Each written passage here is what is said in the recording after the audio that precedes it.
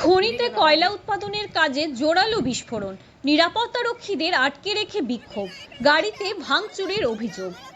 ফের ইসিএলের খনিতে কয়লা উৎপাদনের কাজে জোরালো বিস্ফোরণ ঘটানোর প্রতিবাদে বিক্ষোভ এলাকার মানুষের। ইসিএলের নিরাপত্তারক্ষীদের আটকে রেখে তাদের গাড়ি ভাঙচুর করা হয় বলে অভিযোগ। ঘটনায় উত্তেজনা। ঘটনাটি ঘটে রানীগঞ্জ থানার নারায়ণপুরি মুচিপাড়া এলাকায়। এর আগে প্রায় 3 থেকে 4 দফায় ওই এলাকা থেকে বিস্ফোরণের বিরোধ করে কয়লা খনিতে বিক্ষোভ দেখানো হয়।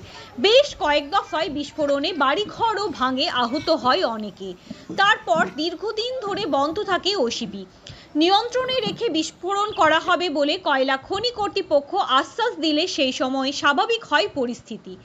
এরপর আবারও জোরালো বিস্ফোরণে পাথর ছিটকে পড়ায় আতঙ্ক অনেকটাই বেড়েছে গ্রামবাসীদের মধ্যে। এলাকার বাসিন্দাদের অভিযোগ, যে কোনো সময় ভয়াবহ দুর্ঘটনা ঘটতে পারে। তাদের এলাকা থেকে পুনর্বাসন দিয়ে অন্যত্র সরিয়ে কয়লা খনিতে কয়লা কাটুক ইসিএল বলেই দাবি করছে তারা। গ্রামবাসীদের অভিযোগ, ইসিএল নিরাপত্তারক্ষীরা বিস্ফোরণের ভয়াবহতা লক্ষ্য করার পর দ্রুত এলাকা ছেড়ে চলে যাচ্ছিল। সে বিষয়টি লক্ষ্য করেই তারা ইসিএলের ওই 2 জন নিরাপত্তারক্ষীকে গ্রামেরই এক প্রান্তে বসিয়ে রেখে তারা প্রতিকার চেয়ে বিক্ষোভ দেখাচ্ছেন। এই বিষয়ের খবর পেয়ে দ্রুত ঘটনাস্থলে পৌঁছে যায় রানীগঞ্জ থানার পুলিশ।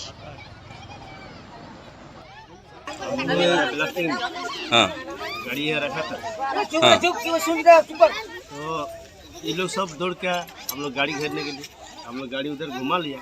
यहीं पर भाटा में हम लोग घेर दिए। गाड़ी धोती करने लोग सेट बोला गाड़ी भेंगी दिल। गाड़ी कोথায় ভেঙে দিল? गाड़ी ওখানে আছে গাড়ি। আপনার গাড়িটা কেন ধরতে গিয়েছে? কেন গাড়ি কেন ভাঙলো? এরা বলছে ব্লাস্টিং হয়েছে, পাথর পড়ছে, আওয়াজ হয়েছে।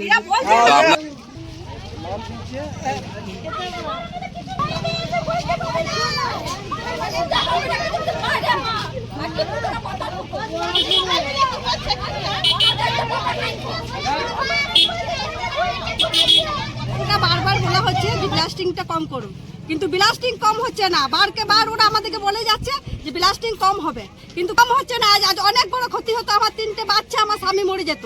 তা বারকে এটা কেন উড়ে এসে এখানে পড়েছে। এখানে সব জিনিস ছিল আমাদের বলতে চাই যে আমাদেরকে উঠাই দাও।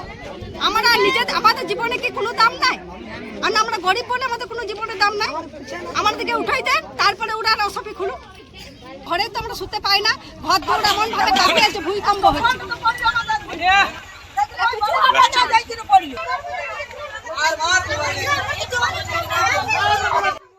এই আর বলেছিল এই কাজগুলো হবে, 30 তারিখে এই ঘটনা হয়েছিল, বলেছিল এরপরে এরকম ঘটনা হবে না। আমাদের লোক ওইখানে গার্ড দেওয়া থাকবে, কোনো লোক নেই, প্লাস কোনো কাজ হয়নি।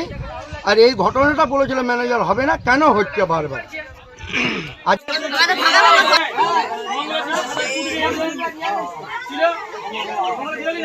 তখন